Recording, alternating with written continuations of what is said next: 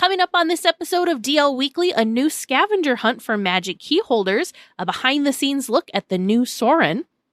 Toy Story 5 comes to the resort, a new colorful lineup of merchandise. We talk with Don Morin about the 2026 Pacific Northwest Mouse Meet and more. DL Weekly starts now. Mine! All ahead, fool. Steady as she goes. G'day, this is the captain speaking. Now that we're underway, I'd like to welcome you aboard. As Tag and Teresa here may be unpredictable, please remain seated at all times. As we leave the coast behind and head towards open water, you'll notice that this is a popular spot for producers, searching for exotic questions. Level up, hold remaining fathoms. Set course to 70 degrees true. Steady as she goes. Well, hello and welcome to this episode of DL Weekly for the week of June 17th, 2026. I'm Teresa Urban. And filling in for Tag, I'm Ryan Phelps. Thank you, Ryan, so much. So Tag is taking a little bit of a break from the podcast. He's actually working on his bachelor's degree, so we're giving him extra time back into his day so he can focus on his studies. But we would like to thank everyone who supports the show. This week, we would like to give a special shout out to Charles W., Olivia S., Kim G, and Eric J for your continued support. If you'd like to help support the show and get ad-free versions of each episode, access to our supporter-only chat, plus a bunch of other fun perks, head on over to dlweekly.net/support and become an official weekly tier. Now, let's get to the news. Dateline DL Weekly. Fiction becomes fact as the mysterious subcontinent reveals a legendary podcast. After 2,000 years, two hosts have been unearthed by famed archaeologist Dr. Henry Indiana Jones. Scholarly research laid the groundwork for Jones's discovery. Thus, the jungles of DL Weekly become the destination for listeners worldwide. And what a destination it is! Until next week, this is Eye on Breaking News. Disneyland is launching a new scavenger hunt on June 26th, specifically for magic key holders to celebrate the park's 70th anniversary. To participate, eligible guests can pick up a stylized map at the Disneyana store on Main Street and use it to complete the search for a prize. The upcoming event follows a similar road trip themed scavenger hunt hosted earlier this year in Disney California Adventure for their 25th anniversary. This looks really interesting. I really like the art on here. Me too. I didn't see the one. Was it the similar art that they did for the California Adventure one that they...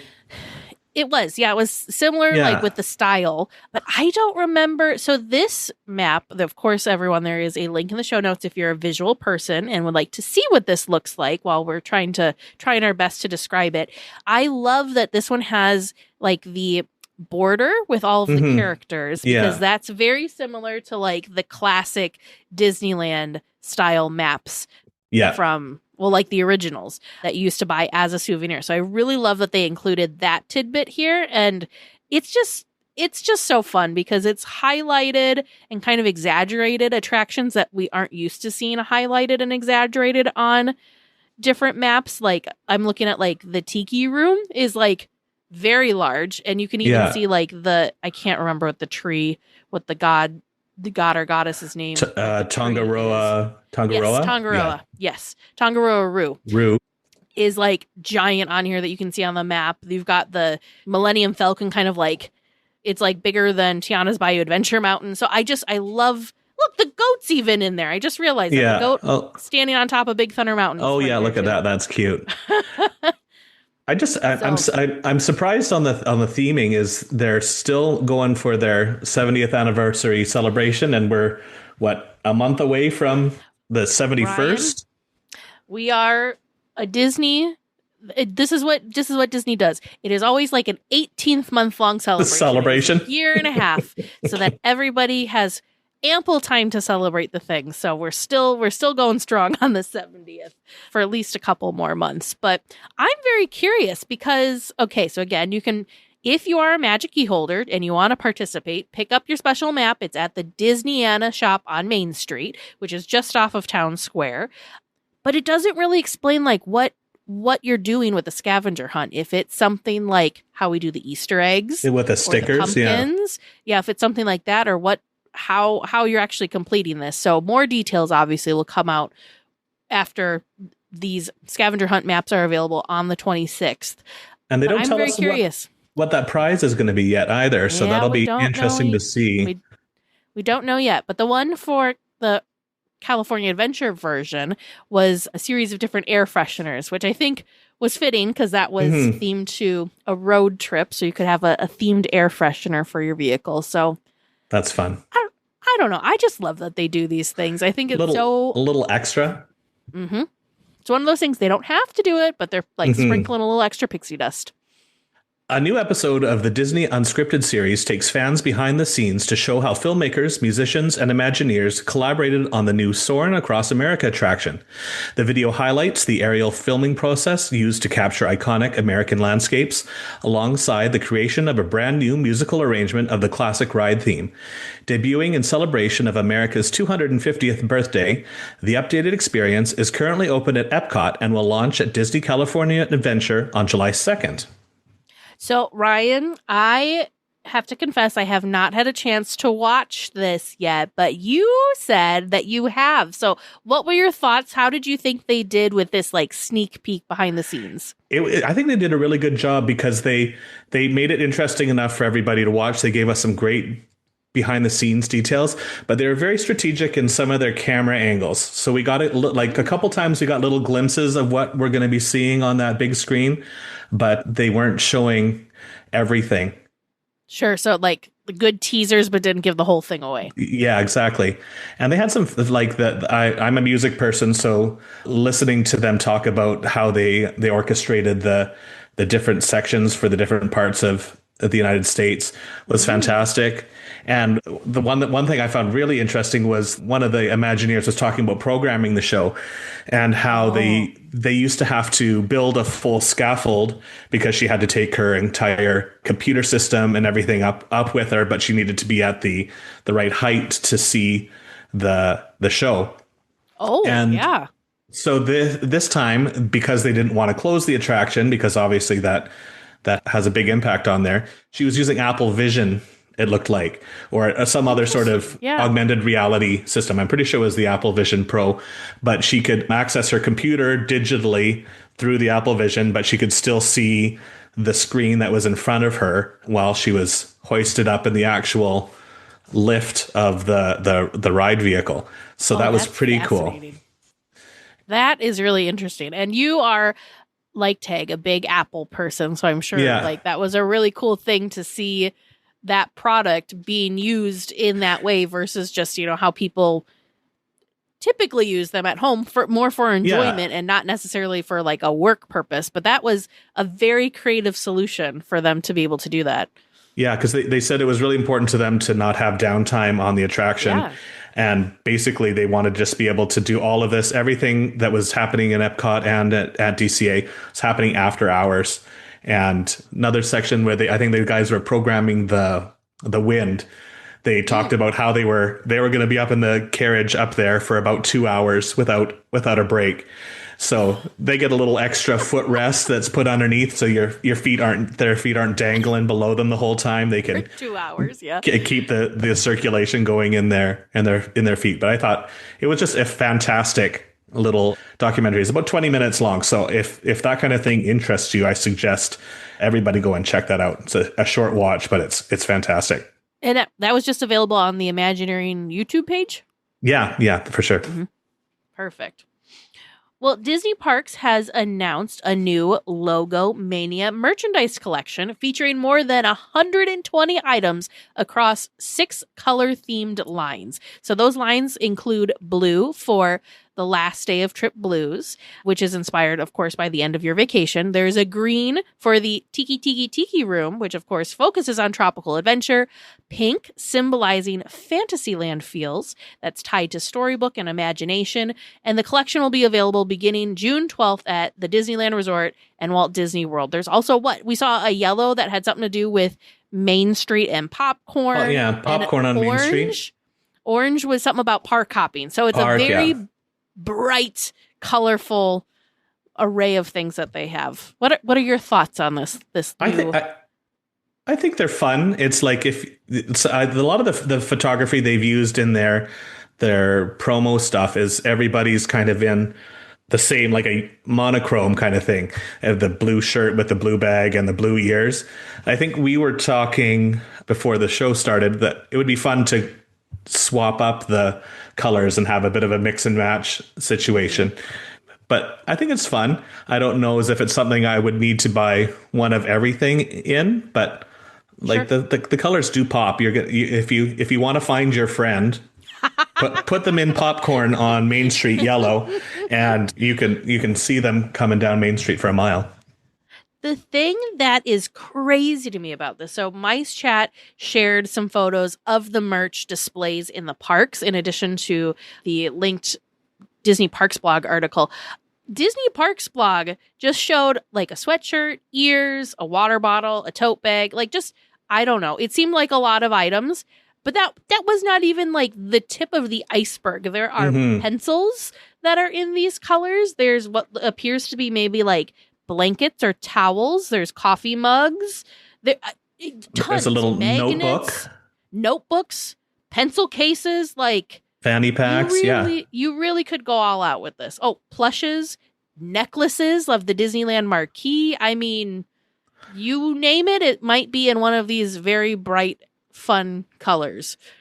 I'm very curious to see these when we're there in a couple months for D23.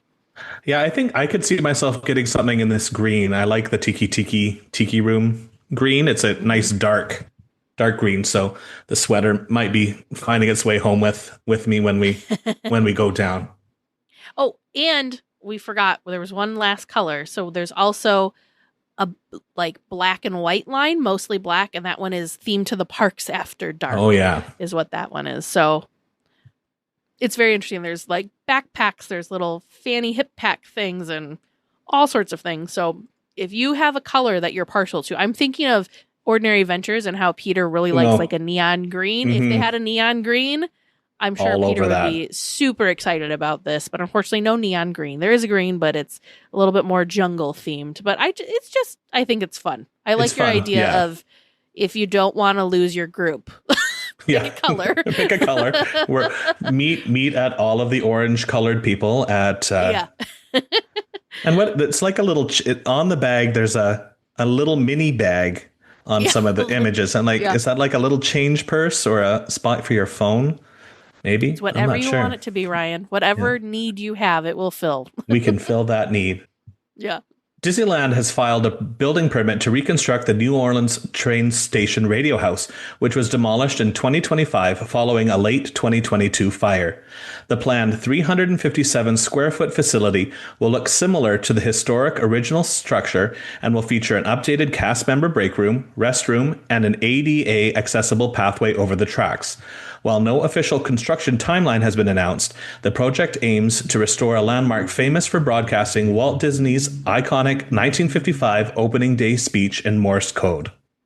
I'm so excited that they're doing this because it's been feeling sad that they had this fire, which of course was not something that was planned. So the demolition of this original side building, I guess would be a good way of saying it, wasn't planned, and it's kind of been in flux or in this weird, like they're not really sure what to do with it. And I'm not in charge of the Disneyland Resort, but I'm sure construction there takes so much planning and scheduling ahead because there's so many different things that they're having to maintain, and there's only so many people that can do these things, plus there's permits and all that fun jazz to go along with it too. So it's sad that it's taken time, but it's crazy that I didn't realize that there was such a gap, that the fire happened late 2022 and that it didn't get demolished until 2025. So just it's kind of in a weird no man's land state there for a while. But I guess it was behind construction walls that whole time. So the construction walls and scrims that kind of just became permanent construction walls, like the ones over in Tomorrowland. Yes, by the entrance there. So this was not on my radar because honestly, when they did demolish that side building, I thought that was it. And that was just what the plan was going to be, is that they weren't going to replace it. So this was pretty exciting when I saw this pop up. So we don't have a timeline of when they're going to start the construction or when it's planned to be finished, but definitely looking forward for it to begin and for the full train station to be whole again. And again, it's not back the in main its old train. glory. Yeah, not the main train station. It was kind of like a side building closer to like where the tunnel is there. Mm-hmm. Well, following the world premiere of Pixar's Toy Story 5, stars Tom Hanks and Conan O'Brien stopped by the Disneyland Resort on June 10th for a special visit. The duo visited first over in California Adventure to check out Pixar Pier and meet with classic Toy Story characters, which of course are all sporting their new accessories from the upcoming film. But after that, they park hopped on over to Disneyland to surprise a theater full of fans attending an advanced screening of the movie inside the Tomorrowland Theater. This would be so much fun. Like, number one, you're getting a sneak peek of the film in Disneyland and then in the Tomorrowland Theater. Yeah. And then on top of that, two of the stars just casually walk in. I'm like, that would be unreal to be there. Just so much fun. I mean, come on. Woody, like it's Woody. Woody himself walked on in to your advanced screening. Like, pinch me. How I just can't even imagine what that must have felt like for the fans that were in that theater. Yeah, it's just so much fun. And the Laughing Place has got a picture here with Tom Hanks with Woody. So that's like, you've got with Woody, which is just awesome as well. Like, how much fun is that? I always think about like, how did this all unfold, right, for Tom Hanks and for Tim Allen? Because they did this first film decades ago, and probably, maybe when it was pitched to them, it was very new, and that was like the first big computer animation film. So it kind of a risk, right? And the fact that it's paid off like tenfold. We're now in the 5th movie. Woody and Buzz are just as much a part of Disney parks as Mickey and Minnie are. Like, to be the person that's the voice behind such iconic characters, and they're kind of like the unofficial mascots, if you will, of Pixar. It's just got to be such a weird, surreal, and incredible feeling for those two. Yeah, because I guess you never know, especially that early on in technology. You kind of think, okay, well, we'll try this and see what happens. And all these years later, we're there, and their voices are now all throughout the parks as well, and just iconic now. It's just got to be so surreal. The other thing too, that's side tangent. So Toy Story 5, we have not seen it yet, but what are your thoughts? Are you excited? Are you not really? I'm excited for this really one. Feeling it? The fourth one, I didn't love the fourth one. It was okay, but I think there's something about the fifth that's just kind of grabbing me. Might be because I'm a teacher and we're dealing with electronics all the time, and you're fighting the fight. Yeah, exactly. So this is kind of the toy version of this balance between the traditional toy and the electronic toy, the new cool thing. So I think it could be fun to see it play out. I had mixed feelings because I really thought Toy Story 4, they kind of like, that was a good end to the saga, if you will. So when they announced that there was going to be a 5th, I was like, well, why? Like, we did such a nice job, wrapping this up in a little bow. It happened to, I don't remember if it was Toy Story 3 or 2, when Andy at the end of 3, his toys. Yeah. That was another beautiful, oh, this is just we've wrapped a bow on this full story.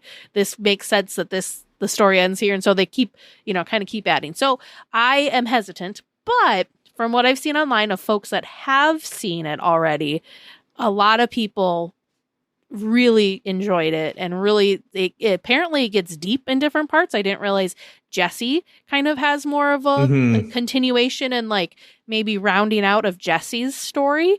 So yeah, I'm curious. I was a little kind of ugh, I don't know.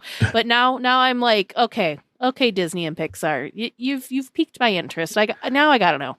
The thing that gets me, I don't know if you've seen all of the trailers, but the he takes off his hat at one point, and the paint has worn away on the back of his head and given him a bald spot. And I'm like, I feel personally attacked by this, because I remember seeing Toy Story in the theaters as a kid, because it was that long ago now. And now we've got our main character with a bald spot, and it might just be hitting a little bit too close to home. But I'm like, no, I have a bald spot on Woody. I just think I love that. Honestly, I think that was such a clever, funny way for them to have done that, because obviously it's a toy. They're not losing their hair, but the fact that the paint has rubbed off into a bald spot is just amazing. Just amazing. In a bit of sad news, Margaret Carey, the actress and dancer who served as the live-action model for Tinker Bell in Disney's 1953 Peter Pan, has died at 97 in Wilmington, North Carolina. Known for her bringing the iconic fairy to life through her expressive movement and pantomime work, Margaret remained a beloved figure among Disney fans for her warmth and lifelong connection to the character. She leaves behind a lasting legacy in animation history and survived by her 3 children. So first and foremost, our condolences to Margaret's family and friends and all of the fans, because she was such a big part of like the Disney fan community, really. What she did, looking at all of the different photos and stills to see how she brought her just movements into play, because when you think about it, right, Tinkerbell doesn't talk. Tinkerbell is only communicating through her like expressions and her actions and her sass, right? Yeah. So like the fact that they, when I learned that they had a live model to kind of help bring Tinkerbell to life was just fascinating to me. And then learning about the person that was this model is like, again, another level of that's when you're a Disney crazy nerd like us, because right, most Disney fans enjoy the film, but then when you peel back the layers and figure out how these things are created and done is just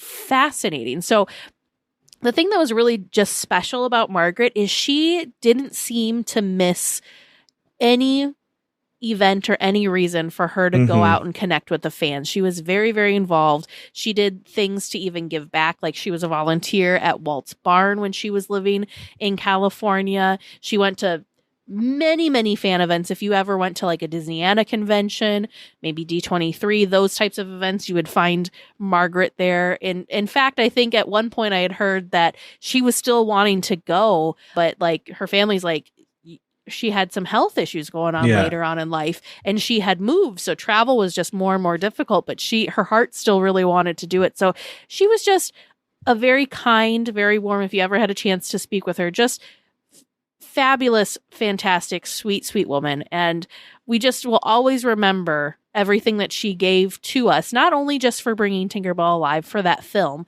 but then how she just continued to give and give more of herself to the Disney fans and community throughout all of the years after that. Yeah, I think I had the opportunity to meet her. It was at D23 last year. And she just seemed so genuine and so proud of the role that she had played in creating this character. And she seemed like she was willing to take as much time as any fan wanted to take with her. And she was was willing to spend that time and be with that person and talk about the love of Tinkerbell and Peter Pan and the Disney as a whole. And it was interesting watching her, like you said, with all the sass that she had. There was one clip that I saw just after she passed that had been going around where she reenacted like the little sassy move that she had made when she was mad at Peter for something. And as soon as she did it, it's like that was Tinkerbell. Like you could see that in her physicality, and you could see where they took that from. So I think she was just such an amazing lady, and I'm glad we had her for as long as we did. Yes. We have to get the snacks for Tag and Teresa and James and Bern. Oh, and Cinderella. Time for SnackChat.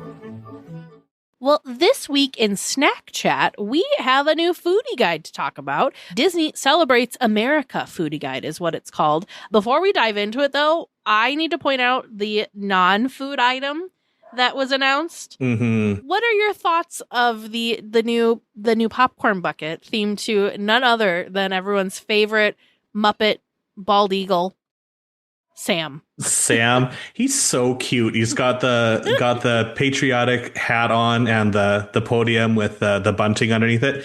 It's so cute. I'm at the point where I have to stop buying popcorn buckets or sippers because I don't have anywhere to display them. I think they're so far removed from actually being functional buckets and sippers now. Display pieces now. But he's so cute. Like the typical Sam expression on his face. It's great. And his like American flag top hat thing that he's wearing. I just love it. You know that he's about to present whatever his crazy idea is for saluting America. And they're like, no, you only have like a minute, Sam. And he's like, oh no, it'll be 7 hours of the greatest salute ever. We're going to do this and this and this. And that's just what this popcorn bucket is giving me. It's like him about to give his presentation, hoping everybody will be on board with his crazy long salute to all the countries, but above, but the best America. However, but mostly America. Exactly. And I just noticed he's got his little, I was going to say arm, but I guess that's a wing. His hand wing. He's got it ready to do the Pledge of Allegiance. It looks like it's very on brand for Sam. Yes, it is. So moving on to the food, over at the Disneyland Resort, you have to scroll down on this foodie guide because there's a lot of fun things also coming to Walt Disney World. Don't tempt yourself unless you're going to Walt Disney World, then go ahead, tempt away. But we are going to start with a churro. It's not a churro, it's a churro dip, and it's located in Town Square and Sleeping Beauty Castle, but it is an apple pie dip that you can get along with your churros. It looks very American, right? Classic apple pie. It's got the, red, white, and blue sprinkles on top to give it that extra pizzazz of patriotism. It looks good. I don't know what it's made of because unfortunately Disney did not give us any sort of descriptions yet, but it's definitely got like apple pie filling on top, and maybe it's kind of like a cream cheese dip base on the bottom. I was trying to figure that out too, because when I first looked at the picture, I just thought it was the apple pie filling with some sprinkles of red, white, and blue. Yeah. But there's like some sort of cream cheese or something. There's no description. Sort of maybe it's like a frosting or something. Yeah, but you need a little something more than just apple pie filling to scoop into your maybe not. We should ask Vern to come back from Trivia Land and see what he thinks. Yeah. I'm surprised he didn't just appear somewhere since we started talking about churros and he just pop up. Available at Disney California Adventure Park at Willie's Churros is an apple pie churro. It looks like, again, we've got that apple pie filling with chunks of apples, and then I'm guessing whipped cream and caramel sauce. This looks pretty good. So we actually got a sneak peek. This must have debuted for like the summer menu or something, because when we were just there 2 weeks ago, spoiler alert, there's a reason we have not had Churro Talk with Vern, and it's because sadly there were no themed churros when we were there. It was just like the classic churro.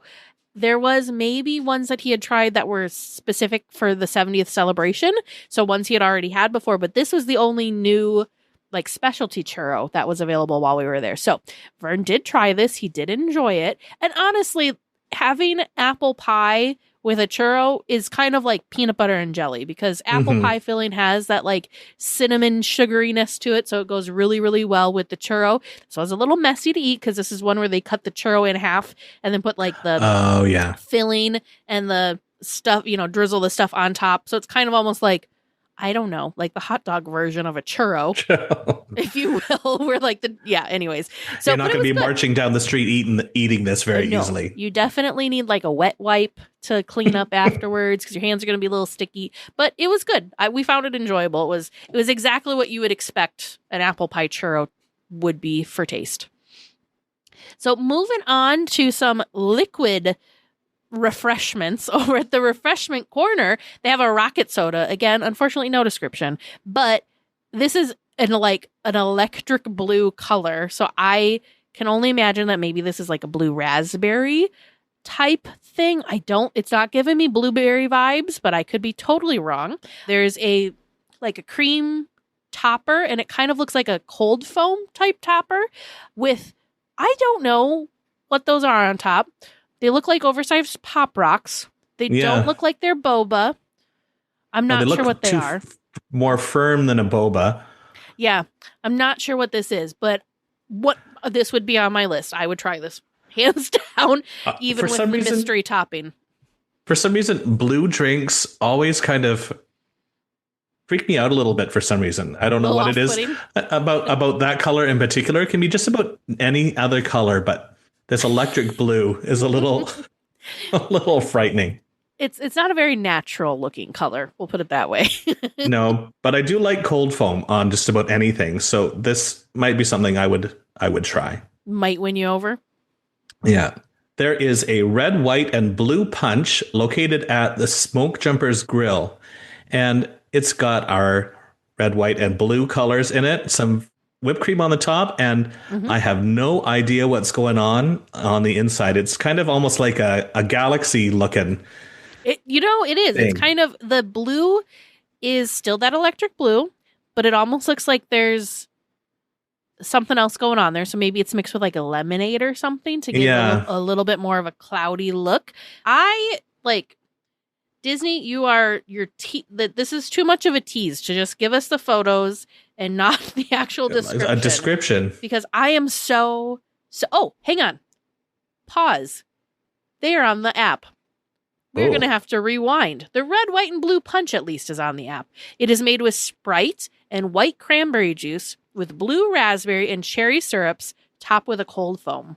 That sounds delightful. I would try that. I'm going to go back and see if... Now I got to check to see if the other drink is on rocket soda. Refreshment corner. Yeah, because I need to know, what is that flavor? The rocket soda is Sprite with blue raspberry syrup. So again, we're going back to the refreshment corner. Sprite, blue raspberry syrup, whipped cream, and they are cherry-flavored popping spheres that are on top. That is not what the photo was giving, but we'll believe them. Okay. We'll believe them. I might be sold on both of these drinks now. I might need somebody to split it with. It seems like they're both going to be very sweet. So it might be a good sharing kind of drink. So it must be the white cranberry juice that is making the red, white, and blue punch kind of have that more cloudy look to it than the rocket punch did. Very interesting. Well, if ice cream and sweet treats are your thing, stop on over at Clarabelle's because there is a 250th celebration dipped Mickey bar, and that's exactly what it sounds like. It is your classic Mickey premium bar. However, they've dipped half of it in white chocolate, and it's covered with red, white, and blue star-shaped sprinkles. So you can have a little... I've never seen them do something extra with a Mickey premium bar before. But you can also find the classics. They have a s'mores marshmallow wand, a patriotic Mickey caramel apple, as well as, this is fun, a Clarabelle cow caramel apple that you can get at Polly Treats. They don't have a picture of that, but I really need to see what the Clarabelle cow caramel apple looks like. Well, I don't think you can go wrong with a dipped Mickey bar, really. No. I think that's one of the things that I have to have every trip that I go is at least a couple of dipped Mickey bars. So I'd be down for this. So is the Mickey Premium Bar your snack of choice when it comes to classic Disneyland snacks? Oh, I don't know. It would be that or a classic Disneyland churro. They're both okay. They're both pretty high up there. And the other ones, they look like they're basically your typical marshmallow wand and caramel apples, but decked out for the 250th celebration. Mm-hmm. Red, white, and blue. Just think of red, white, and blue. I am curious, though. I don't think I've ever seen or tried a s'mores marshmallow wand, but that makes total sense to me. There's definitely been the marshmallow wands that are dipped in chocolate. So I'm curious. I do see that there's crushed graham cracker on the outside of the chocolate dipped coating, but I'm wondering if there's also a piece of graham cracker like inside underneath the marshmallows to make it really be more of the like s'mores feel. Yeah, I think you need a little bit of that more than just that dusting on there to make it really more than that for a good s'more feel. The foodie guide also highlights all sorts of different kind of classic American dishes that you can find year round throughout the resort, like different cheeseburgers and hot dogs and barbecue and chocolate chip cookies, different bread bowl offerings, all sorts of yummy, delicious things. Fried chicken, of course, over at Plaza Inn. So all sorts of fun stuff. We just wanted to highlight what's new, though, on this foodie guide. And if you need a refresher on some of the favorites, they've got you covered in this foodie guide to let you know about those, too. So coming to SnackChat when you haven't had dinner yet is just kind of torturous because now I want everything, and it's so far away from me right now that I can't get there. SnackChat will do that to you. Our friends over at All Enchanting Ears have been busy. They make fun and unique ears, plus ear holders, straw toppers, lithophanes, and more. They are offering a special discount code available to all weekly tiers. Use code DLWeekly15 for 15% off your entire purchase. Head over to allenchantingears.com to check them out. Reminder for all weekly tiers. These questions can feel like a high-speed roller coaster type ride in the dark, with self-high fives, sudden drops, and stumps. Follow all pre-launch procedures, including stowing hats, glasses, and all loose possessions in the cargo pouch located directly in front of you. Welcome to Trivia Land, where we have some awesome listener-submitted questions for you tonight. Ryan, Teresa, how are we feeling? Ryan, this is your first time in Trivia Land. Are you excited? Oh, I'm excited. I'm a little nervous. It's pretty easy sitting in my car listening to Trivia Land. I mean, like, yes, sure. I know that. Why don't they? But now that I'm on this side of it, it's a little bit more daunting, I think.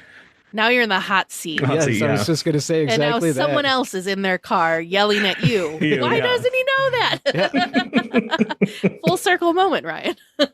All right. Well, you as a listener know that usually I try to keep things mixed up, get a couple different listeners and their submitted questions. But every now and then I get that one listener that really put in the effort and they put together a whole group of questions that all worked perfectly with each other.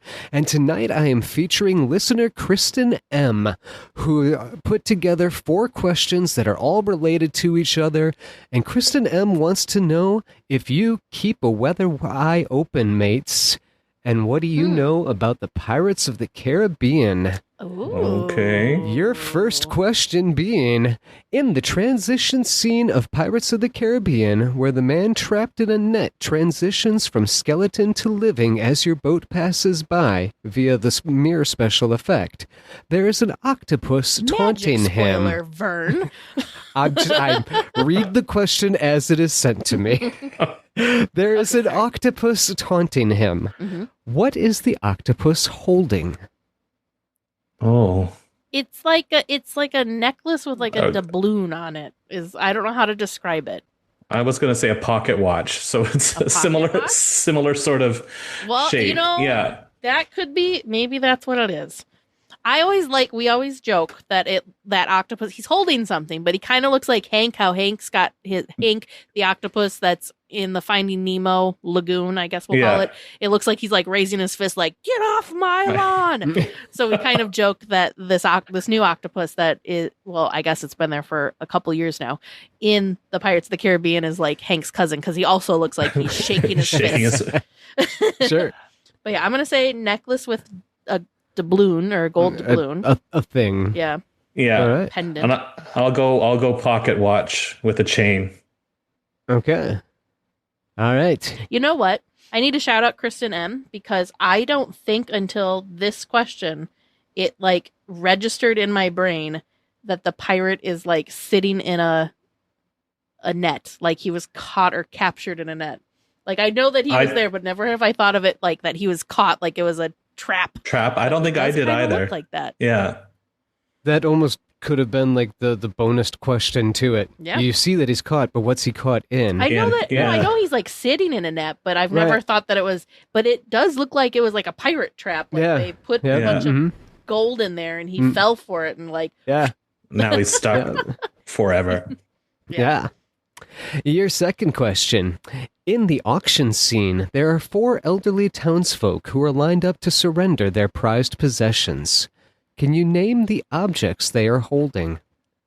Oh, there's a grandfather clock. Yep, I was going to say one of them's got a grandfather clock, like on their back. Yeah, hunched over. Poor person. Yeah. Oh. One has like a bust, like a sculpted bust. Sculpted? Yeah. No, the one lady has chickens, but I don't think she's not in that line. She's up front. Oh, like, yeah, she's the one standing on the platform with the chickens. Yeah.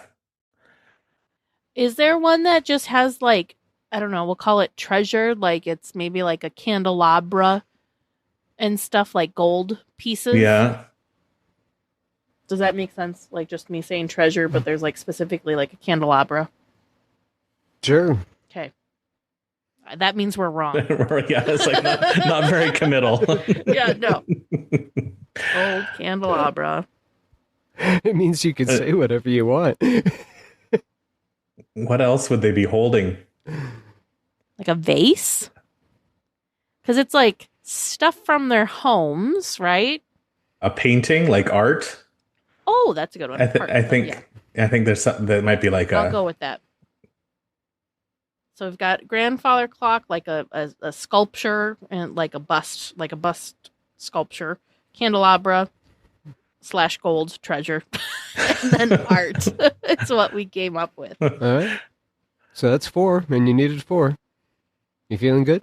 As good as we're gonna get. Feeling 50%, I think. You're gonna hop in that line with her, Ryan? Yeah, I think so. All right. Your third question. The pirate dangling his dirty foot is not totally barefooted. What is he wearing on his other foot? It's like a shoe. A boot? I don't know what you call. Is it like a specific kind of shoe? Is he wearing a shoe? I thought so. I thought it was one of those shoes with like the big gold buckle. The buckles? Yeah. You know what I'm talking about, Ryan? Like those I don't know what you call those shoes. Yeah. I think of like a pilgrim buckle, kind of. Yeah. I'm trying to think of his other foot. I don't know if I'm always staring at the dirty foot, and I never think to look at his other foot. I think it's a buckled shoe, but you're giving me weirdness, so I'm sure that's wrong. I'm looking at the answer that I was given. I'm going to say something strange, like he's stepped in a vase or a water pitcher. I don't know. Maybe it's just a sock. Maybe he doesn't have a shoe on. He lost his shoe, and it's just the sock. That would explain why his other foot is barefoot if he lost his shoes. Yeah. I think you're trying to be nice, so I'm going to change my gold buckle shoe to a sock. Is there anything specific about that sock? Oh my, it's probably dirty. And it's got a hole in it, and his big toe is sticking out, and... Is it maybe colored a specific way? It'd be white. Sure. Dirty white, because he's been walking around in... Yeah, we'll go with that. Are you going with a dirty white sock, too? Sure, I'll go with that. Okay. All right. Final answer? I think it's as good as we're going to get. All right. You've led us to as much of a dirty pirate foot as you can. All right. And your fourth and final question. At the end of the ride, there is a blue and gold macaw. Is it a macaw or a macaque? What? Macaw. It's not a macaque. I never know the difference in birds. Macaw. Sure. It's a macaw. All right. Either way, whatever it's called, it's squawking on a sandy shore. What is it perched on? Oh, I know this one. Is it the crutch? A crutch for a one-legged pirate? Oh, see, I always thought it was a shovel. Oh. Like the handle of a shovel. I see why you're thinking of like it's the top of a crutch, though. Now... Dang it, Ryan. Now I don't know what it is. I don't think I've ever looked towards the base. So confident until I messed it up. I always assumed it was a shovel because they're like digging their treasure. So I'm gonna go with shovel. I'm gonna maybe it's a crutch though. Mix it up. I'll go crutch, and hopefully one of us is right. So we got one for shovel and one for crutch. Locking those in. Locking them in. Yeah, I think so. Alrighty. Well, listeners, how do you think Ryan and Teresa did? How did you do listening at home or in your car on your way to school or work? How many times were you yelling at us? Yeah. Probably a lot. All four times? More difficult than it should have been. Well, if you stick around until after the discussion, we can all find out the answers together. All right, well, this week we have a very special guest back, Mr. Don Morin, who you have heard from before because we talk about his wonderful event, the Pacific Northwest Mouse Meet. But Don is the founder and host of this event, and we are excited to hear what's happening for 2026. So welcome back, Don. Oh my gosh, thank you for having me back. Really appreciate it. It's great to chat with you again. We're so excited because, we'll get into it obviously later, but there's a lot of change in the air and a lot of big things coming to the event this year. Oh, I can't wait to hear. Well, before we dive into it, Don, can you just remind our listeners a little bit about you and where your passion for Disney started? What's your Disney story? Yeah, thanks for asking. I went to Disney fan events way back in, years ago, 20 plus years ago, and saw them in California, saw guest speakers, and my biggest interest was Walt Disney. I just wanted to learn all I could about him. I wrote a paper on him in high school and aced that paper, fortunately enough, and just always had a fascination of how he does business and how he did things. I mean, one of the most influential people of the 20th century, right? Mm-hmm. So I always wanted to go down and hear guest speakers who talked about him or worked with him. But I couldn't always get down there. And so I was asking some people, hey, is there anything like this in the Seattle area? Because we're here in Seattle and the events were always in Southern California. And they're like, no, it'd be great if there was something. And so, started thinking about it, working through it. And I was like, if I host this thing, maybe these guest speakers who knew Walt, I'd get to work with them and stuff. So kind of took off from there. And the idea went crazy, or maybe I was crazy. I don't know, one or the other. And then that first year came along and we sold out at 150 Disney fans, smaller back then. And it was a great success. And the show wasn't even over yet that first year. And people were asking, what are you going to do next year? And so we were off and running. What year was the first year, Don? 2009. 2009. Look at that. Gosh, this will be our 16th year this year. It was amazing. Fantastic. Can you give us a bit of an outline of what does this event look like and what can people expect that have never been there before? Yeah, it's different than any fan event you'll ever go to. It is a full day, Saturday, July 25th, but it's also a full weekend, and I'll explain that. But the main event day, main ticket event, is just, there's Disneyana sellers, and this year we have more than ever, because we have a different space, which I think we'll talk about in a minute. We have pin trading, we have trivia, we have photo ops that my team has been working on diligently for the last few months. And then, of course, guest speakers. There's 3 different guest speakers slots during the day. You can meet and greet the guest speakers. We're a little unique in that, yeah, you do have to wait in line, but most everyone gets to meet them who wants to and get an autograph or a photo. But at many events you go to, you got to pay large dollars or top dollar. And here it's all included in the price of admission, as well as many other things. And every activity that we have available, everyone gets to do them. There's not a pick and choose. You have to do this or that kind of thing. And so we get a lot of favorable feedback because of that as well. Mm-hmm. That is some of the one of the toughest things, right? Is making those choices when you go to these events of what cool thing do you want to do, because there's so many amazing opportunities. So yeah, I always appreciated that you took that stress away for us, Don. We don't have to pick if I want to go meet, wait in whoever's line, or if I want to go do the paint and ink thing with the cells. That's such a unique thing too. Please tell me, is that coming back? You'll have to wait and see. No, Ooh. I'm kidding. Yeah, we are bringing that back. It's so much fun. We get so much great feedback. And it's a souvenir you get to take home. Mm-hmm. You make your own ink and paint cell. It's super cool. Well, and each year you can pick different characters. And now that I've been to 2 mouse meets, either it was happenstance, but some of the characters even that you could do the ink and paint cell of had to do with some of the guest speakers and presenters that were there too. So I thought that was really cool and a good fun tie-in. We try and line that up. Yeah, nice. I appreciate your attention to detail there. Yeah, absolutely. I was very excited for Hey Hey last year. Oh, totally. Yes, absolutely. A lot of people were. So apart from the event itself, this is such a cool fan event because the fans really kind of like get involved and have pieces of this event that they really are able to make their own. Of course, I'm talking about the infamous door decorating contest. So could you kind of explain what that is and if there are any changes since it is going to be a new venue this year? Oh, boy. So, yeah, it's hugely popular and exciting. And yeah, we've been in different venues. And this year we moved to a different town. So the event is in a new venue, the Edward D. Hanson Event Center in Everett, Washington. And then the portion you're talking about in the hotel, we have a new partner hotel. It's Delta Hotels by Marriott in Everett, just less than a mile away from the event center. So very convenient. So yeah, this is all going to be new. And the venue's bigger.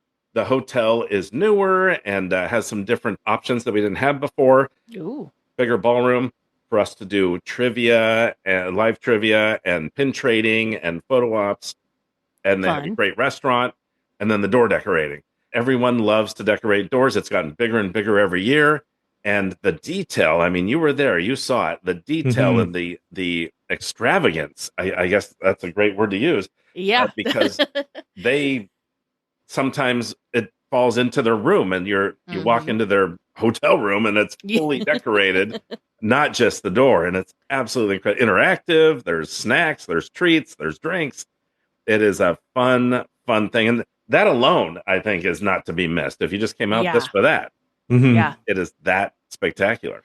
It's hard to kind of explain what the door decorating contest is because the closest thing to it would be if you go on a cruise and how people decorate their door on the cruise ships, but you have to multiply that by, I don't know, 100 at least, because these are so immersive, some of these that people, I mean, I always have to ask, how long did it take for you to put this all together and like create all the things and then also set it all up? Because these are some of these are very, very intricate and very they just blow my mind every year. It's like there's no way that someone's going to top this, and then suddenly they do. It's incredible. Totally agree. And obviously we got the idea from the cruise ship door decorating, and it started out that way, very simple, and then everyone wanted to top the previous year, right?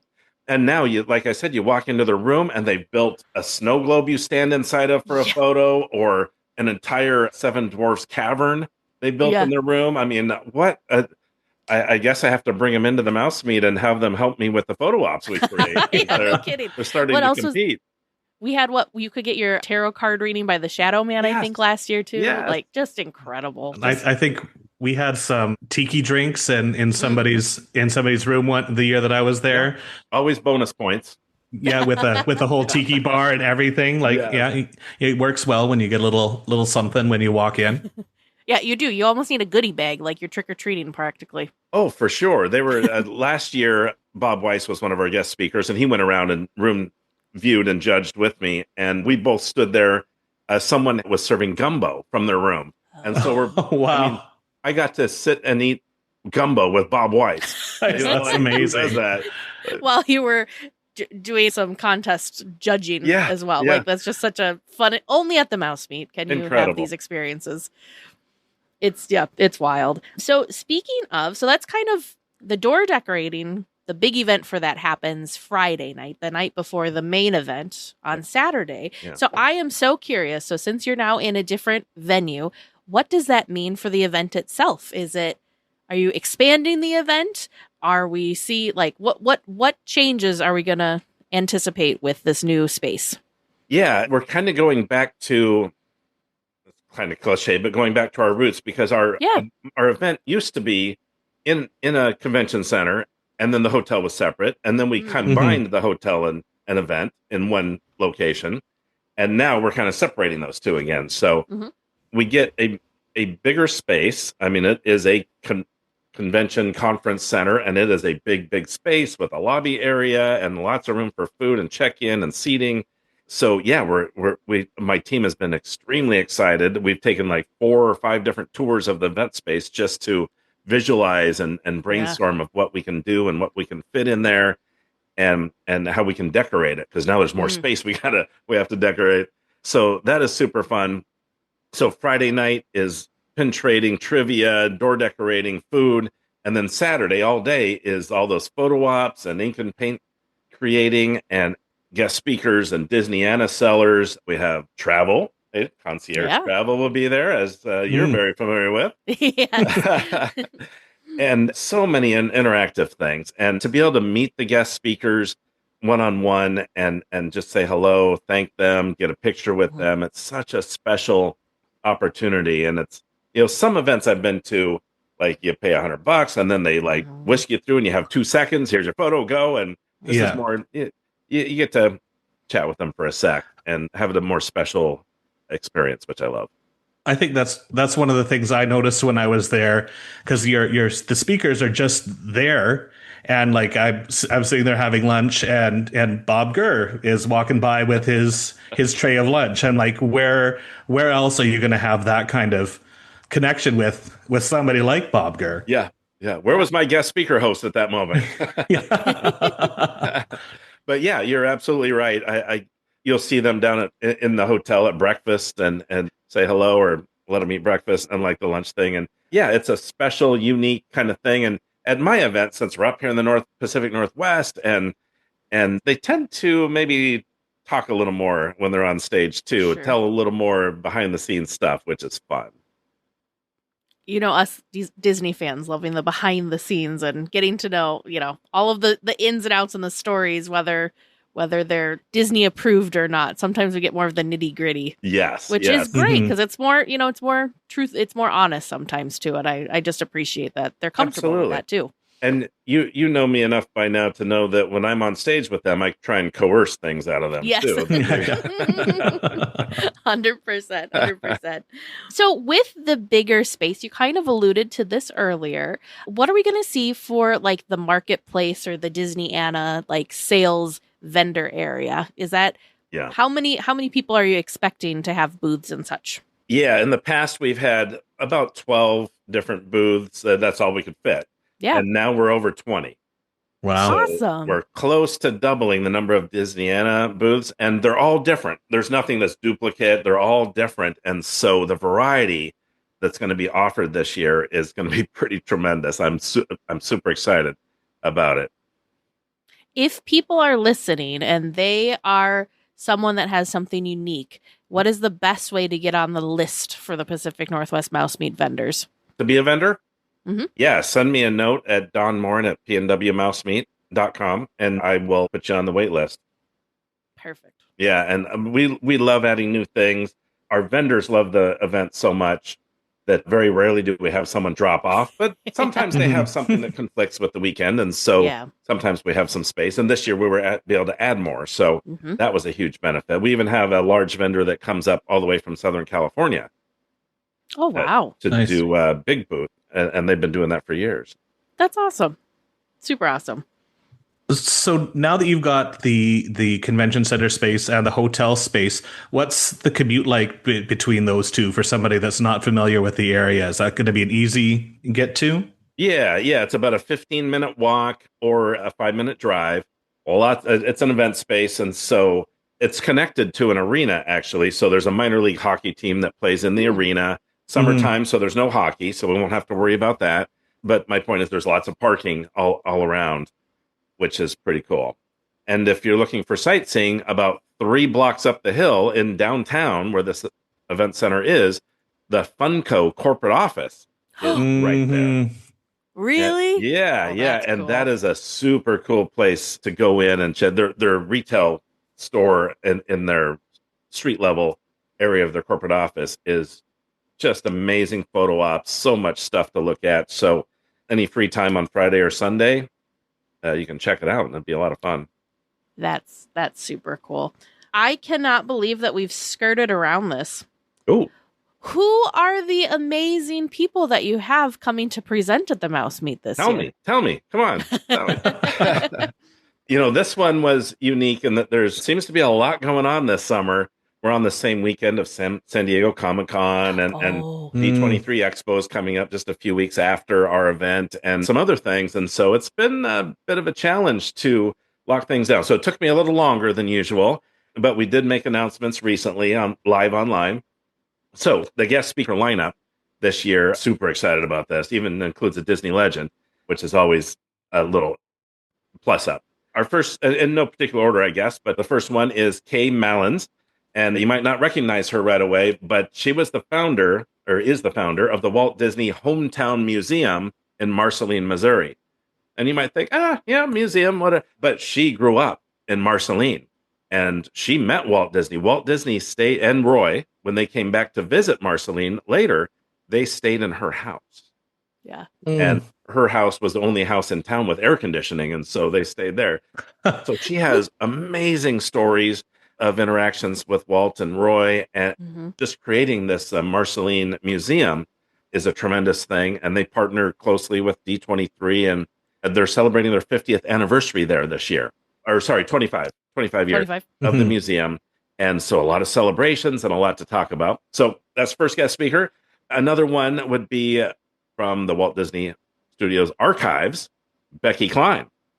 She's incredible. Oh my gosh. Been with the Walt Disney Company 37 years, I believe, and been a part of the archives for like 33. And she's led it up for many years, of course. And she curates things, and she, probably sees and touches almost everything that comes in through the archives and helps people with their projects when they're researching there. And she is, I don't know if I can say this or not, but because we're on DL Weekly, why not? She's going to be bringing up several archive artifacts. Wow, that's huge. They're gonna have something to do with various anniversaries that are happening this year. Interesting. For different films. Yeah. So 4 or 5 items I believe she's working on, and she wanted to make sure she had the space and all the stuff to show these off, and so people get to see those straight from the archives. That's major. I'm super excited about that. I'll hopefully be able to get a sneak peek before everyone else does. I mean, what a way to kick off the new space and the new venue with having your very own mini Walt Disney Archives exhibit. That's incredible. Very mini, but I'll take it. I mean, but that goes to speak to how kind and generous Becky is. Like, she loves Disney fans. She's a huge Disney fan, and she felt it very important. And she asked me, she said, "Can I bring?" So, and I'm like, well, let me think about okay. Maybe. Yeah, right. Yes. So just very thoughtful.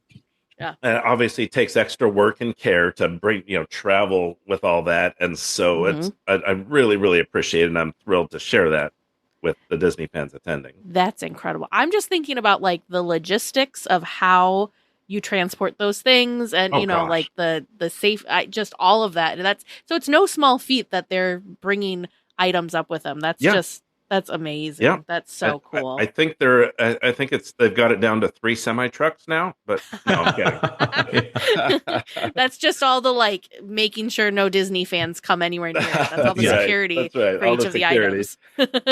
I'm sure they'll be smaller, but still, I think they're going to have display cases to put them in and stuff. So pretty cool. I'm very excited. And then the other guest speaker, we always have 3 every year, Disney legend Mark Henn. Oh my gosh. I mean, you have dream. Every guest speaker is a dream. They always have amazing stories. But when you can get a Disney legend and somebody who's done what he's done over the years, I mean, for decades, he's drawn some of the most iconic characters. And he's kind of known as the princess animator. He drew so many of the biggest princesses in the newer era. And it's just incredible. I'm working with him right now on putting together his presentation. We'll do a little interview thing on stage. And I'm super excited I've been asking him, can I ask you this? Can we talk about this? And he's like, yeah, why not? So very excited. Both Ryan and I were at D23 in 2024 when he was honored with his Legends Award. And part of the presentation for that was they had, how many, Ryan, was it? It was like 5 or 6? I think there was 5 or 6 of the voice actors. The voice actresses for the different princesses that he brought to life that were part of his presentation, which was just very cool to see all of them on stage together, but all of them there to honor the man that, created and brought their characters really to life. So yeah, them coming out on the stage and the images on the back from the animation, it was amazing. And I think probably a special moment for him too to I'm sure. Oh my see gosh. these images and people together. Well, thank you for putting the expectations really high now. But we did not get to meet Mark.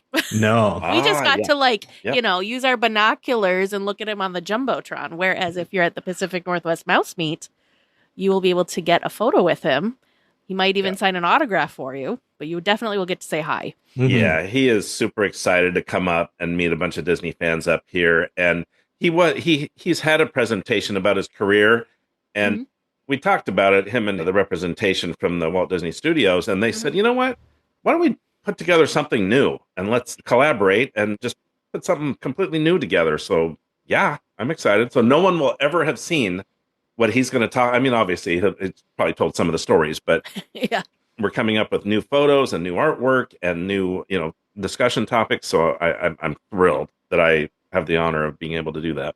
My goodness. So you're getting your own mini archives exhibit with Becky Klein, who, Becky worked with Dave Smith, who is the founder of the archive. So you've got just a 1 degree off of Dave Smith, which we owe so much to him and his idea of hey, we need to save these things and not just junk this all. Yep. So you've got that. And then you've got Mark Henn, who you're having to talk to the Disney representation because that's how important he is to the company. Yeah. That's incredible. What a lineup you've got this year. Thrilling. And with Kay and the history there and Marceline, just gosh, I can't be more fortunate. If you've never visited Marceline, it is such a tiny but such a magical place. And if you're lucky enough to go through the museum with Kay, that's just another level. So that's going to be incredible too. She's got a lot of stories of memories she has of the town, but of course of Walt's connection and visits with the town. She's so incredibly knowledgeable. Yeah. And they're bringing a bunch of exclusive pins for the event, and they'll have lots of information. It's their 25th anniversary, so they're planning some celebration things. So announcements will be coming out pretty soon as well. So we'll be talking about all of that. Nice. Super duper exciting. Yeah. So, Don, I'm going to put you on the spot. What are you most excited about with the 2026 Mouse Meet? Gosh, that we still have the opportunity to still do this thing. This is the 16th year. It's challenging finding event spaces that allow us to keep the ticket price at a decent level. And so doing all the research and work to make that happen and finding new hotel partners. And these two venues are stellar. They're clean. They refreshed or new, and they're beautiful. And I really am excited about this new opportunity to present the very familiar Pacific Northwest Mouse Meet experience in a kind of a new, exciting venue and hotel. Mm-hmm. And to work with my team, who is stellar, the Pacific Northwest Mouse Meet volunteer team. We're all volunteers. We all donate our time for this because we love it and we love making magic. And the entire team is absolutely spectacular. They are full of magic. They come with pocketfuls of pixie dust every planning meeting. And it's just an incredible Mouse Meet family that I get to work with. I can't say enough about them. So to be able to produce this again with them is just an honor. And I couldn't be more thrilled. And to be able to, for me, Disney fans coming to my event every year for days or weeks after the event every year, I always get Facebook messages or emails or whatever saying they're still on cloud nine. 3 weeks later, they just had such a great time that they got to meet their favorite animator or voice actor or whatever. And if that doesn't fill your heart with all that and just the ultimate Disney experience for both sides, I get just as much out of it seeing people have that experience. I just love it. It's amazing. I think you touched on it a little bit earlier, but how do you approach coming up with how you're going to talk to these amazing people on stage? Because you're up there for the better part of that day, and the energy you have and the questions that you bring to these people to really get to the heart of it for all of us Disney fans. How do you look at that? Wow, great question. So I feel like when I'm in that chair on stage with the guest speaker, I'm representing all the Disney fans in the audience, and I want to do right by them and make them proud of like, hey, he asked a question I would have asked, or whatever. So some guest speakers, they'll have their own presentation.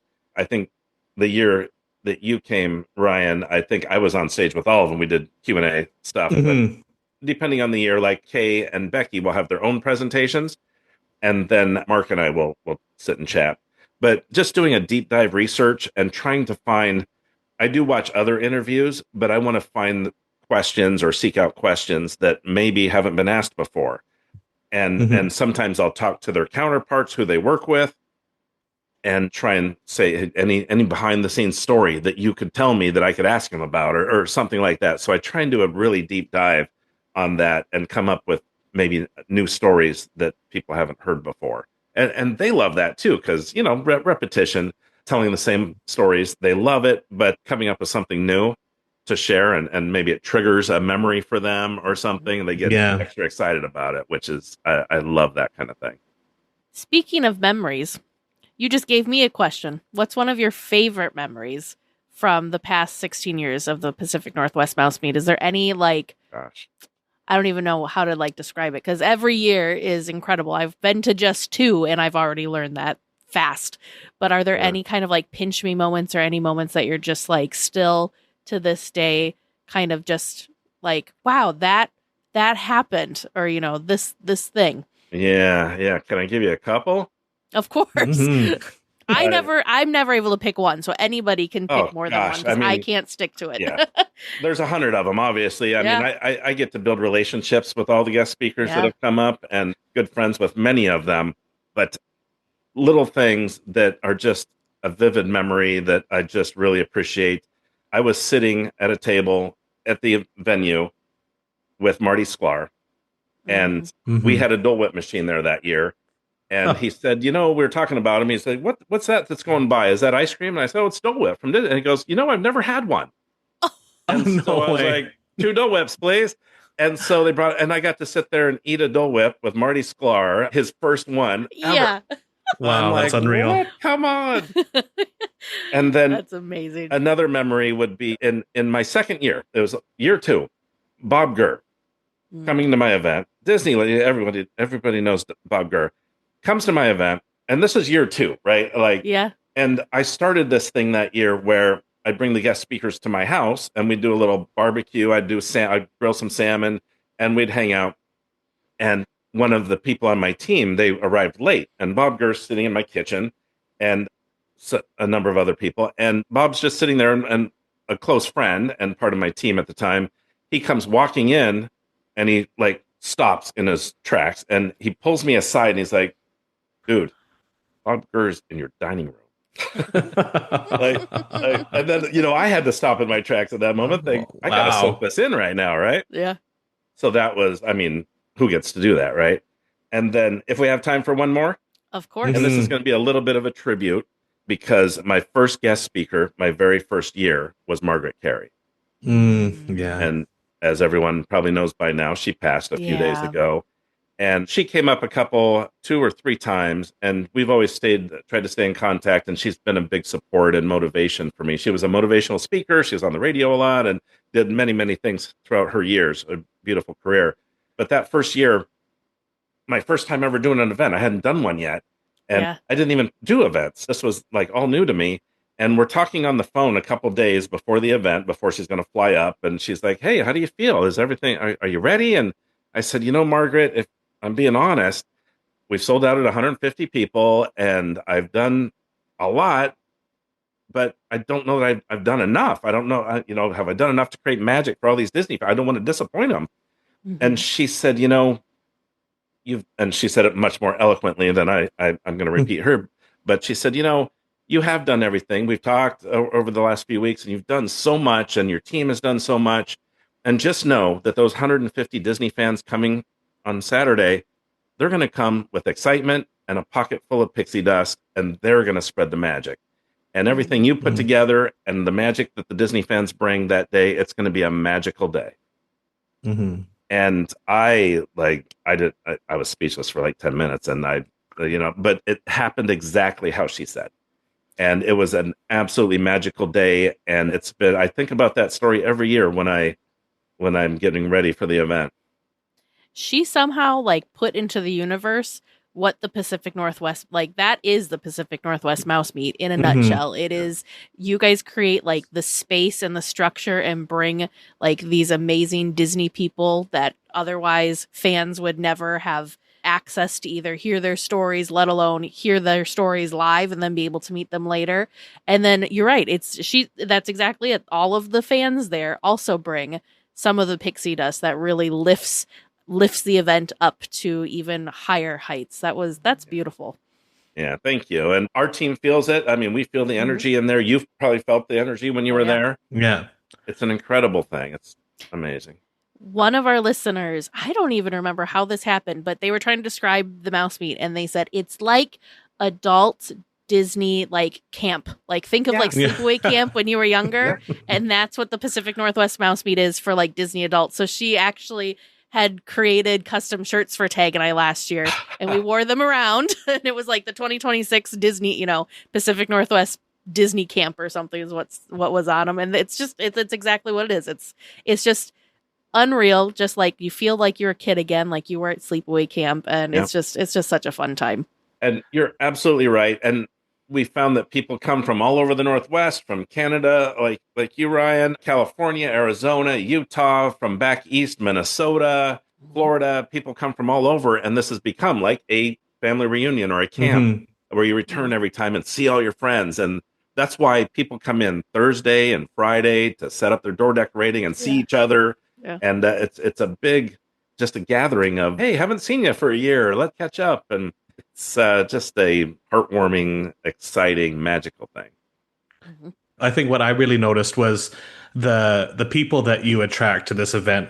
Like you're just standing in line waiting to go into the event space, or you're sitting waiting for a presentation, and the person next to you will just have a conversation and say, where are you from? What's your favorite Disney movie? What's your attraction? And I think I met a lot of weekly tiers there, but I met just random people. And I think that was fantastic, just because like D23 is an amazing event, but it's kind of like it's its own machine. You're just pumping through things. So what I really appreciated was that personal connection that your event brings. Yeah, thank you. I appreciate that. And I do get messages every year when people are thinking about buying a ticket, but they're going solo. And they're like, is this going to be okay? I'm not sure, going by myself. And I'm like, you will have no problem. Come talk to me. Say hi. But everyone is so welcoming. And that, just like you said, Ryan, they always want to learn who you are and pick up a conversation, which I think Friday night at the hotel has a lot to do with that. And then Saturday, the energy and the excitement and kind of the camp or homey kind of atmosphere. We're kind of grassroots. We're not that big machine that like you mentioned. And I love what D23 does and D23 Expo and all the stuff. I love that. It is such a spectacular thing. We're different. Yeah. And a little smaller, more intimate type of experience.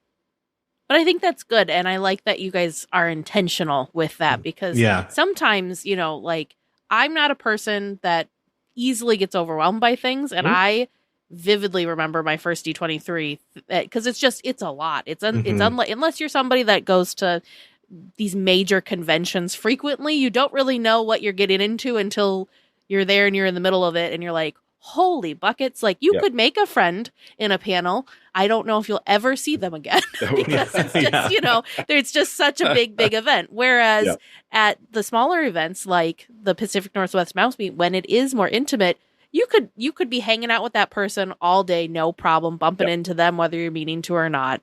And, we talked about already, like how the guest speakers are just much more accessible because it is a smaller event. So they're able to be, whereas they would just be mobbed if they had that going on at like a D23 type event. So I'm sure the guest speakers also appreciate the smaller, more intimate setting as well. They never know quite what to expect when they come up because they've done many of these type of events, right? And big and small. And they're always impressed and thrilled about their experience. And that's why I continue to, in part, why I continue to get stellar guest speakers, because past year guest speakers will go back and tell everybody about it. and I'll get a call from someone. They're like, "Hey, Floyd Norman was just talking about your event." I'm like, "What? He was talking about me? Come on!" That's amazing. Yeah, that's incredible.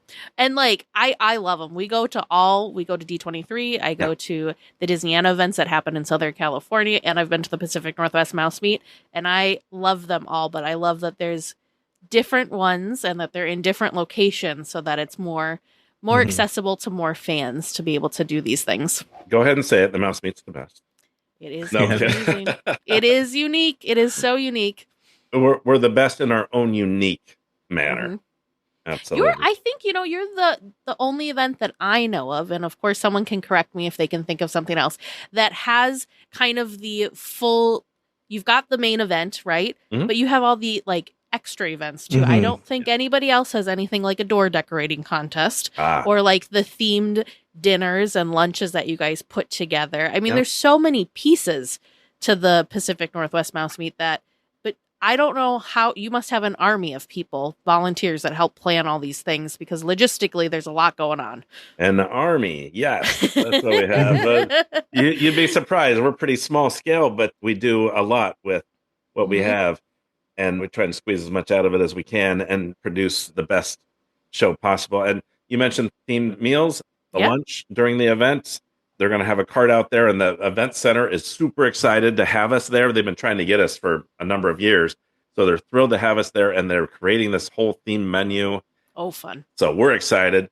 And then we haven't even, and then, we do special things like we produce videos that play before the guest speakers. Those are and hilarious. things like that. So good. We just filmed one this weekend, and that was a lot of fun. We'll see how it turns out. So much fun. And then we haven't even talked about Sunday yet. Oh, what's happening Sunday? Oh, boy. So D23 will be here, and they are hosting a special at a local movie theater at 1:00 in the afternoon, I believe, on the Sunday, the weekend of my event, in the same town, Everett. We're all partnering up on that. It is an exclusive viewing of Beauty and the Beast, animated film, because it's the anniversary. Yeah. And Mark Henn will be there to tell some stories about it. That's incredible. Wow. Yeah, so super excited. They're going to be handing out some special souvenirs. I think they have a special pin for it and a couple other things that people get. You get a bucket of popcorn included. I think there's still tickets left. I posted about it, and it's on our website. There's a link to it. That should be a lot of fun, and I can't wait to be a part of that. And then also, we're fortunate enough to have a Disney store outlet at an outlet mall about 5 miles away, 6 miles away. One of the very few left in the entire country. So we're not done with all the details yet, but it looks like I'll be able to announce officially soon that we're going to be doing an exclusive for Mouse Meet attendees only early Sunday morning before the store opens. On a Sunday, usually opens at 10. We're going to do a private exclusive shopping experience for Mouse Meet attendees only. And we did this a few years ago for a couple years in a row, and it was a huge success. It was packed, record numbers, and they're excited to do it again. And they're bringing in special things just for that exclusive event and saving from shipments that come in every week. They're saving certain things for it. They've told me. So that I'll be able to officially announce that pretty soon. And then for Mouse Meet attendees, they'll have to make a reservation for that. There's going to be a couple 1-hour time blocks where they can reserve. So really exciting. That's so fun. That's crazy. The first year that I came out to the Mouse Meet was one of those years that you guys had that partnership and did that special shopping event. And I actually went twice because I don't think I could wait. I think I was too impatient to wait until Sunday morning. So we went like Thursday afternoon and went and shopped, bought a bunch of stuff, went back Sunday. And even though I was just there Thursday, still found plenty of new items and had a whole another shopping spree. So don't feel like you have to wait for just the one, because they do. Like, Don's not kidding.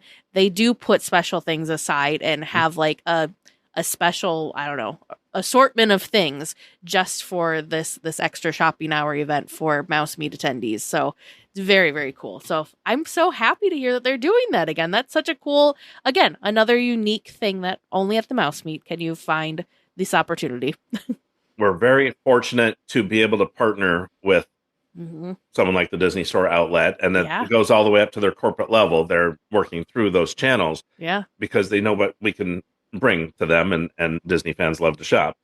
And then being able to partner with D23 and what they do at my event and what they're doing on Sunday, they could have done that, and they are doing it in other cities, but they could have done it any time in Seattle if they wanted to, but they chose our event weekend, and we're so appreciative of their thoughtfulness to partner up on a similar weekend so that we can do it together and promote it together.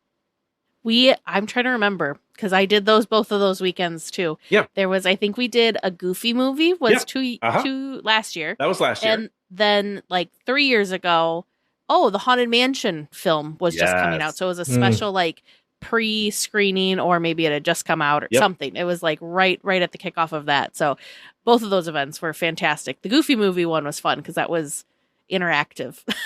Oh yes, absolutely. That was so much fun. Yeah.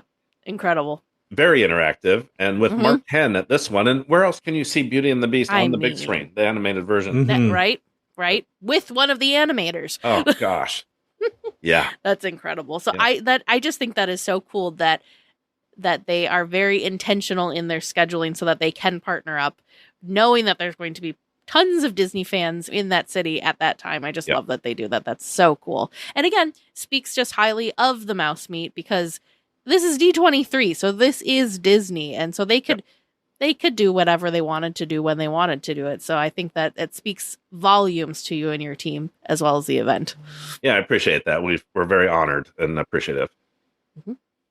Oh, I was going to ask about your raffle. You always have a fantastic raffle going on that benefits a great charity. Thank you for mentioning that. I totally forgot. How do I forget that? So every year we do a charity raffle, and they're big baskets full of goodies, really great stuff that I collect from all over the place, including Club 33 or just animation drawings that people have done or whatever it might be. And all of these baskets are like sitting on tables, and there's a little box in front of them where you can buy tickets, $1 per ticket. You can buy one ticket, you can buy 500 tickets, whatever you like. And you put those tickets in the correlating box that you want to win the prize basket. And we pull those tickets at the end of the day. And on average, we raise anywhere from $10,000 to $14,000, depending on the year. Wow. Just during that day, hand out amazing prizes. And they go to we split it 50-50 between Ryman Arts, which is the namesake of Herb Ryman, a Disney legend and famous Disney animator and Imagineer. And I'm on the board for Ryman Arts. And it goes to a great cause. And then the other half will go to Seattle Children's Hospital here in Seattle. Amazing. And we have so much fun with that. And people love winning these prizes because they're pretty exclusive stuff. They're pretty unique things a lot of the time. And then we get to have that charitable aspect to it. So we have a weekly tier, and I won't call him off so that he's not blacklisted. But he has won both of the years that I was there incredible prizes. He won a sketch from Of the Castle from Eric, what is his last name? Yes, Robinson. Eric Robinson. He won the sketch of the castle, which Eric did like that afternoon. Yeah. So it was, it was so cool. So you even got to watch him create this sketch. Yep. And then last year he won the tour with Bob Weiss and got to go to visit Bob Weiss's garage. And I'm you have the best luck ever, sir. Yep. We need him to rub our tickets before we put them in. Oh gosh. And I talked to him right after he did the tour at Bob Weiss's house. Yes. And Bob in his garage, he has a huge train set up. Like he built this train over years, and other Imagineers would come in and add little things to his train setup. And then they went out to dinner afterwards, and they were on cloud nine with that experience. So it sounded really incredible. Cool. Yeah. And then, like you said, Eric Robinson, he drew that. He was like, "Hey, you're doing the charity thing? Like, let me draw this thing and put it in there." And we did, which is just, again, so generous. Who does that at any other event? And last year, I had John Musker here, and he saw all the charity stuff, and it was the end of the day, and he's like, "Can I add to it?" And I'm like, "Sorry, it's over." And so he drew several things to put in this year's charity. And I mean, he drew Moana and some others that I think he drew 4 of them. We'll put a couple in this year probably. Wow. And then save for, future. Yeah. Mm-hmm. But I mean, he drew them right there on the spot. We have video of it. So just unique things like that, right? It's That's so amazing. Cool. That's amazing. Absolutely incredible. Is there I feel like we've covered everything. We've talked about what to expect if you've been there before, and what the changes mean for returning people, what to expect if you've never been there. Yep. Of course, we will wrap with where the heck someone buys tickets to this amazing event.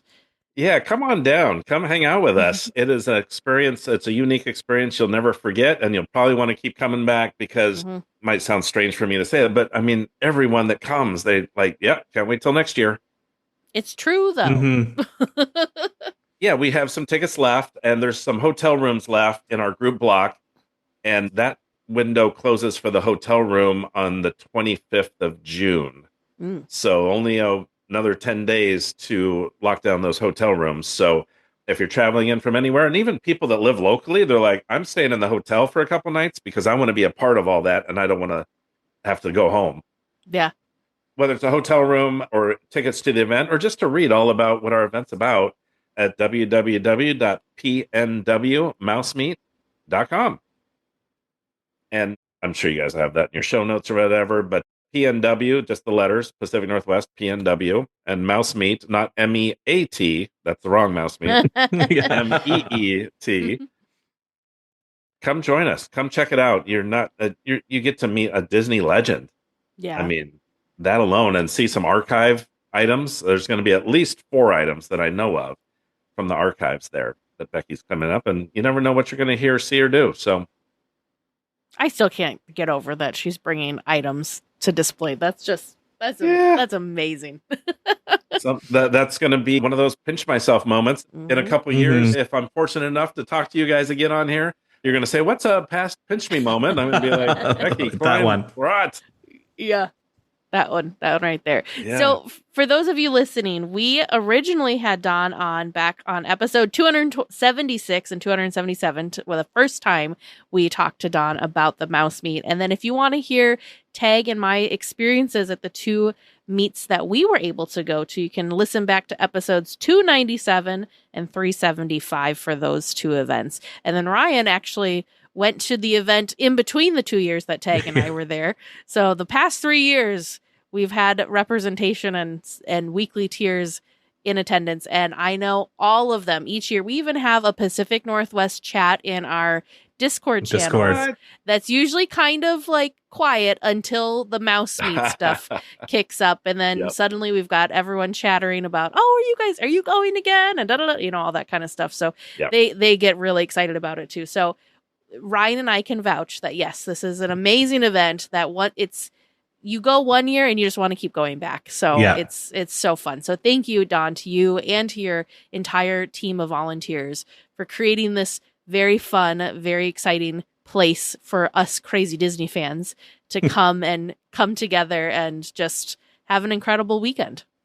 It's our pleasure. Each and every one of us on the team loves it to death. It's our highlight for the summer, for the year. We get to create magic. It's awesome. So thank you. Really appreciate that. Well, if you enjoy listening to the show, please consider rating and reviewing the show on your podcast app. It helps other fans become weekly tiers and part of the community. It's okay. I'll be the only weekly tier without an answer. Make sure you send your questions to Producer James or Producer Vern at trivia@DLWeekly.net. Welcome back to Trivia Land, where we are going to find out the answers to tonight's questions, and we're going to find out Ryan in his debut episode of Trivia Land. How did he do, and how did Teresa do with it? How you feeling? Are we feeling good about this first time here in Trivia Land? And Teresa, you feeling good? Not as good as I'd like to have felt after my first visit, but I think we were missing rum. maybe rum would have helped these answers. Yeah. Okay. But yeah, okay. I think we're lacking a little. So the next time I know that it's going to be a Pirates heavy trivia night, I should make sure that I bring rum up. Yes. Rum. Okay. And then we can ask later why the rum's gone. All right. Well, let's get back into these and find out how you did, shall we? All of these questions come in from listener Kristen M. Your first question: in the transition scene of Pirates of the Caribbean, where the man trapped in a net transitions from skeleton to living as your boat passes by, there is an octopus taunting him. What is the octopus holding? Teresa said it was a necklace with a doubloon, and Ryan said a pocket watch on a chain. I'm giving you both credit, because you were so stinking close. The answer I was given was a gold necklace with a pendant. And due to the vagary of the word pendant, I'm going to say that it could have been a pocket watch or a doubloon. So, we're calling that one good. Okay. This is like making me crazy. I gotta. You need to look it up. Gotta look it up and see the picture of it. Oh, he even has his own Disney wiki. It's the Treasure Octopus. If anyone's curious, yeah. Those are just like gold necklace with a pendant. It's not pendant, yeah. It's not a pocket watch. Not a doubloon specific, not a pocket watch, but yeah. You're very generous to give us credit. Yeah. And he's got more hanging out of his chest too. Yeah, he's got a couple of them. Well, now I'm going to look more closely at the fist-shaking octopus. Now this one says it's called the Cursed Octopus. Now, internet, what is it? The Treasure Octopus or the Cursed Octopus? I didn't realize he had a name. Well, Disney Wiki says Treasure Octopus. I know. Okay. All right, your second question. In the auction scene, there are 4 elderly townsfolk who are lined up to surrender their prized possessions. Name the object that each is holding. You said a grandfather clock, a bust, a gold candelabra, and art.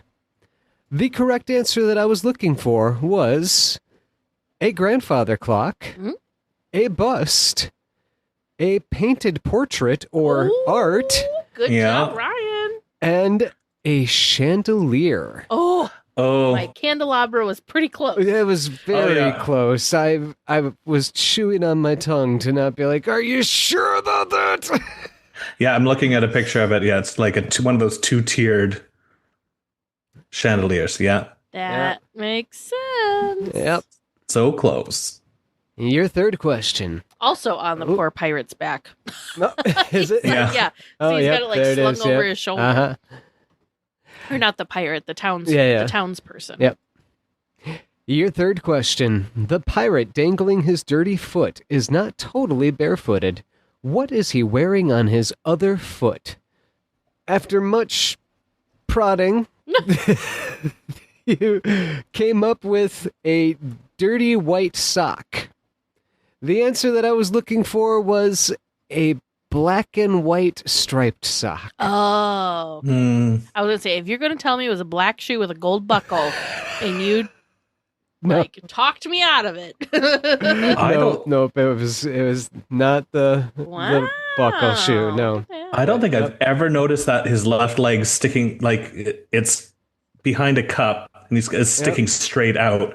I don't think I've ever noticed that foot before. It also looks like you need to be in the right, you have to have the right angle to really be able to see his foot. Because once you get under the, a little bit more under the bridge.